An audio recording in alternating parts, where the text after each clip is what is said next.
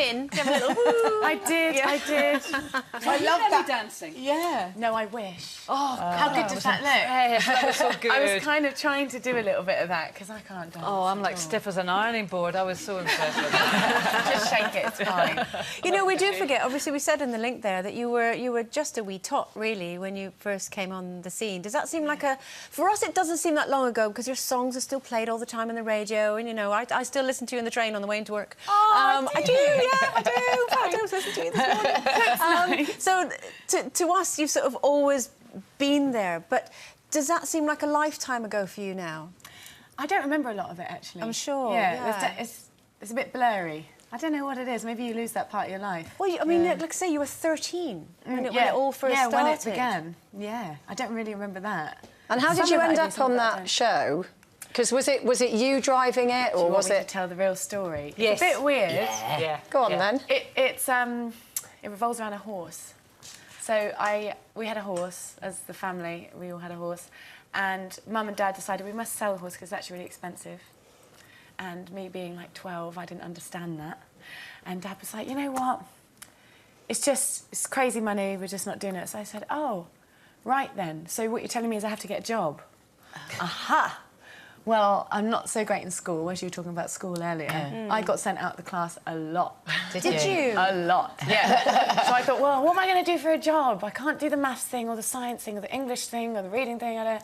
I can sing. So then I wrote off and I did the show. Oh, fantastic. Wow. So to get the money That's to keep a horse? Yes. That's what. Did you keep the horse? No, I got paid £75. It just wasn't enough.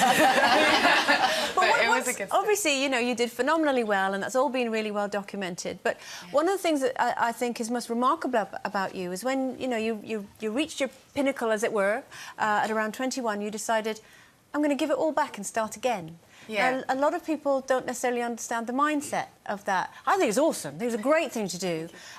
Did you feel liberated by giving your money back to EMI? I did. I realised you have to make a choice in your life. If you're unhappy in whatever it is that you're doing, figure out why and what about it makes you happy. So I had to break it down. I was like, OK, so why do I do this singing job? Like, what do I enjoy about it? And it wasn't... Nothing was about the money, really. It wasn't about the things that I could buy or, you know, how fast my car was or how big the diamond was. But was that a decision you could make once you'd had the money? Because there are a lot of aspiring singers out there who might think that's all very well and good, but I still want that. Well, of course, yeah. Some people become singers for a different reason. Maybe they want the big flashy car and the diamonds, and there's nothing wrong with that. It's just as valid. It just wasn't my choice. So you felt you didn't like being pushed around? Is that kind of what it... Or being told what to do by a record company? Yeah, I just wanted to sing the music that I liked. That was what made me happy, and I love it. I love. But it's so difficult, isn't it? Because you're such a commercial proposition. People are going to want you to make money because you can see all the potential. And you've got this love for the music and not the love for the money. But, you know, how do you marry these two up? Because there must be such pressure on you. Be a proper rock star, for God's sake, Josh. People do get annoyed with me. Josh, you don't want to be. Daily. Do they? Daily. And say what? Well, you know, it's just... sometimes you're encouraged to do things that aren't musical because it's part of the job and, you know, you're kind of selling yourself. Really, that's what it is. Your brand, you know. You make money for these people and that person, and he's got his hand in the pie and she's got her hand in the pie. You know, so they're like, can you just come and do this thing over here? I'm like, OK, so am I singing? No? I'm not going. But now, obviously, you've set up your own record label. You're much more in control of your own destiny. You've been on a few times through the years, been on Loose Women, talking about, you know, setting up the record label, recording your album. It's taken around 4 years, hasn't it, to get to this point? But it's finally out. Congratulations. You've done it, finally. I can take the time now. When people say it's taken 4 years, how much... Is that a lot of time just thinking? Or how much time has actually been in the studio over that 4 years? About a year.